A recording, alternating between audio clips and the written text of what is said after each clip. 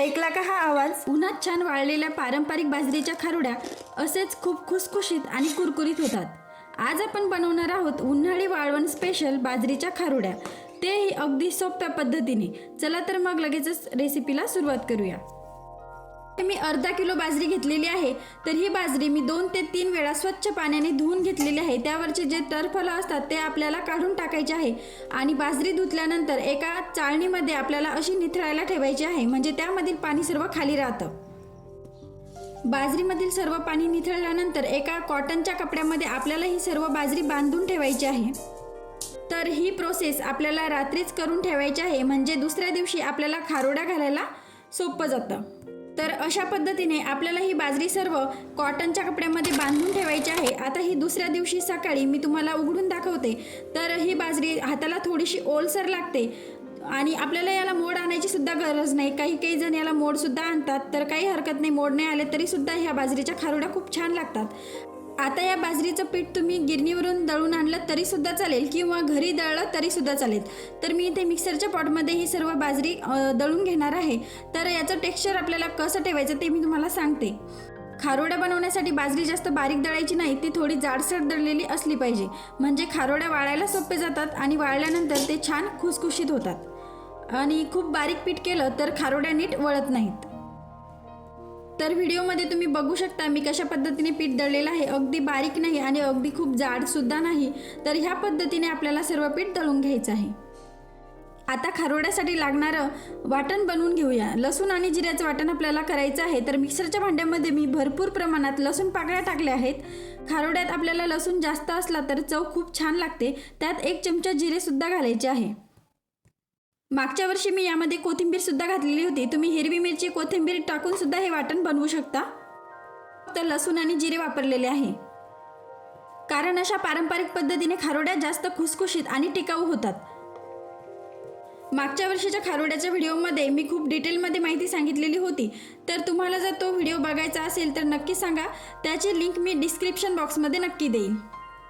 आता बाजरीच्या पिठामध्ये आपल्याला अगदी हलक्या हाताने थोडं पाणी घालत ती बाजरी आपल्याला ओलसर करून घ्यायची आहे.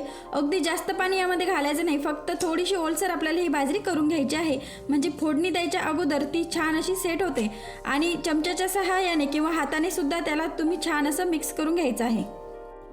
बाउलमध्ये मी इथे बाजरीचं पीठ घेतलेलं आहे. तर 1 बाउल हे बाजरीचं पीठ आहे. तर याचं पाण्याचं प्रमाण किती घ्यायचं ते मी तुम्हाला पुढे सांगतेच. तर तुम्ही जे कोणतं भांडं घेणार असाल त्याने ते बाजरीचं पीठ मोजून घ्यायचं आणि त्याच भांड्याने आपल्याला पाण्याचा वापर करायचा आहे. तर त्या अगोदर आपण फोडणी देऊन घेऊया. तर मी पाण्याचं प्रमाण तुम्हाला पुढे सांगतेच. आता इथे पातेल्यामध्ये मी तेल घेतलेलं आहे. पातेला आपल्याला जाड बुडाचंच घ्यायचं आहे, त्यामध्येच आपल्याला फोडणी द्यायची आहे. आणि इथे वाटलेलं जे वाटण आहे जिरे आणि लसूण ते सुद्धा यामध्ये घालायचं. आणि मगाशी सांगितल्याप्रमाणे तुम्ही यामध्ये हिरवी मिरची आणि कोथिंबीर टाकली तरी सुद्धा चालेल. लसूण जिरे छान तळसल्यानंतर यामध्ये आपल्याला घालायचं आहे लाल तिखट. ते तुमच्या आवडीप्रमाणे तुम्ही कमी किंवा जास्त करू शकता. यामध्ये तुम्ही कलरसाठी चिली फ्लेक्स घातले तरी सुद्धा चालेल. तर इथे तिखट सुद्धा आपल्याला छान परतवून घ्यायचं आहे. अगदी कच्चं नाही राहिलं पाहिजे. छान असं तेलामध्ये आपल्याला ते परतवून घ्यायचं आहे. यानंतर आपण यामध्ये पाणी घालून घेऊया.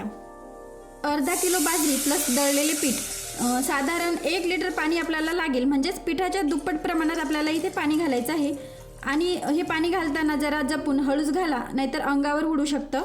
तर इथे मी 2 बाउल इथे मी पाण्याचे वापरलेले आहेत. तुम्ही थोडंसं एक्स्ट्रा टाकलं तरी चालेल किंवा नाही टाकलं तरी सुद्धा चालेल. जर लागलंच तर आपण साईडला दुसऱ्या गॅसवरती पाणी उकळायला ठेवूया. कमी जास्त एखाद्या वेळेस लागू शकतं, त्यामुळे साईडला तुम्ही दुसऱ्या गॅसवरती पाणी उकळायला ठेवायचं आहे. आता यामध्ये आपल्याला चवीनुसार मीठ घालायचं आहे. मीठ जरा जपूनच घालायचं आहे. वाळल्यानंतर असे वाळवण्याचे पदार्थ त्यामध्ये जर मीठ जास्त आधीच जर आपण जास्तच टाकलं तर ते खूप खारट होतं. त्यामुळे जरा प्रमाणातच आपल्याला हे याच्यामध्ये मीठ घालायचं आहे. आता या पातेल्यावरती झाकण ठेवायचं आणि उकळी येऊ द्यायची आहे. याला छान उकळी आल्यानंतरच आपल्याला यामध्ये बाजरीचं पीठ घालायचं आहे. तर एका हाताने आपल्याला यामध्ये बाजरीचं पीठ घालायचं आहे आणि दुसऱ्या हाताने चमच्याच्या सहाय्याने ते सर्व पीठ मिक्स करायचं आहे, म्हणजे त्यामध्ये गाठी किंवा गुठळ्या होत नाहीत. आपण पीठ टाकतो तोपर्यंत ही प्रोसेस चालूच ठेवायची आहे. दुसऱ्या हाताने छान असं सर्व पीठ मिक्स करून घ्यायचं आहे, म्हणजे नंतर आपल्याला जास्त अवघड जात नाही सर्व पीठ मिक्स करायला. तर व्हिडिओमध्ये बघू शकता या पद्धतीने सर्व पीठ आपल्याला टाकायचं आहे.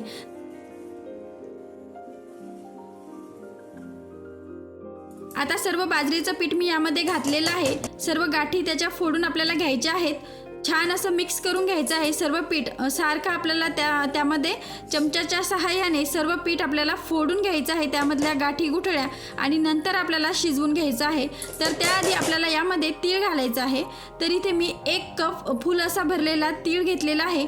तर यामध्ये आपल्याला अगदी थोडे थोडे करत यामध्ये तीळ घालायचे आहे. अगदी आपल्याला पटकन सर्व तीळ घालायचे नाहीत, थोडं थोडं करूनच आपल्याला तीळ घालायचे. अगोदर आपल्याला थोडे तीळ घालायचे, मिक्स करायचं, आणि परत एकदा तीळ घालायचे, परत मिक्स करायचं. अशा पद्धतीने 2 ते 3 वेळेस मी यामध्ये तीळ घालून घेतलेले आहे आणि मस्त असे त्यामध्ये मिक्स करून घेतलेले आहे.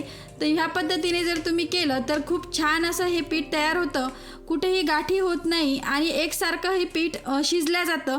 तर बघू शकता व्हिडिओमध्ये ह्या पद्धतीने आपल्याला सर्व पीठ असं मिक्स करून घ्यायचं आहे. या स्टेजला मला जरा पाणी थोडंसं कमी वाटत होतं, त्यामुळे मी 1 वाटी गरम पाणी यामध्ये घातलेलं आहे आणि ते छान यामध्ये मिक्स करून घेतलेलं आहे. तर बघू शकता या पद्धतीने छान असं आपल्याला हे पीठ छान मिक्स करून घ्यायचं आणि झाकण ठेवून आपल्याला आता हे शिजवून घ्यायचं आहे. आता हे पीठ आपल्याला शिजवून घ्यायचं आहे. तर अगदी मीडियम फ्लेमवरती आपल्याला हे पीठ शिजवायचं आहे, अगदी लो किंवा हाय फ्लेमवर शिजवायचं नाही. अर्धा ते पाऊण तास इथे लागू शकतो. जेवढं पीठ कमी असेल तेवढा वेळ कमी लागतो, किंवा जास्त असेल तर वेळ जास्त लागतो. तर आता इथे बघू शकता मी पीठ शिजताना 1 ते 2 वेळेस इथे चेक केलेलं होतं. अगदी बुडापासून आपल्याला सर्व पीठ एकदा आपल्याला चेक करायचं आहे, हलवून घ्यायचं आहे, म्हणजे खाली करपत नाही. आणि तर मी इथे तुमच्याशी बोलताना चुकून इथे पीठ हा शब्द वापरलेला आहे, तर ह्याला मी मिश्रण म्हणायला हवं होतं, तर इथे चुकून होतं कधी कधी. तर इथे बघू शकता आपलं हे खारोड्याचं हे मिश्रण तयार झालेलं आहे. तर आता आपण याच्या खारोड्या घालून घेऊया. म्हणजेच याला आपल्याला थोडंसं थंड करून घ्यायचं आहे, अगदी थंड नाही, फक्त कोमट झालं की आपल्याला याच्या खारोड्या घालायच्या आहे. खारोड्या घालण्या अगोदर पाण्यामध्ये आपल्याला हात बुडवून घ्यायचा आणि त्यानंतरच आपल्याला अशा पद्धतीने खारोड्या बनवून घ्यायच्या आहे. अगदी छोट्या छोट्या बनवायच्या आहे. जर खूपच आपल्याला हाताला जर हे मिश्रण चिटकत असेल त्यावेळेस पाण्यामध्ये हात बुडवायचा आणि अशा पद्धतीने खारोड्या सर्व घालून घ्यायच्या आहे. तर इथे बघू शकता माझ्या सर्व खारोड्या मी इथे घालून घेतलेल्या आहे. आता ह्या आपल्याला 2 ते 3 दिवस, जर कडक ऊन असेल तर 2 दिवसामध्ये ह्या खारोड्या छान अशा वाळतात. तर इथे बघू शकता दुसऱ्या दिवशी मी इथे, हा दुसरा दिवस आहे, तरी तुम्हाला दाखवते, छान अशा ह्या खारोड्या वाळलेल्या आहेत.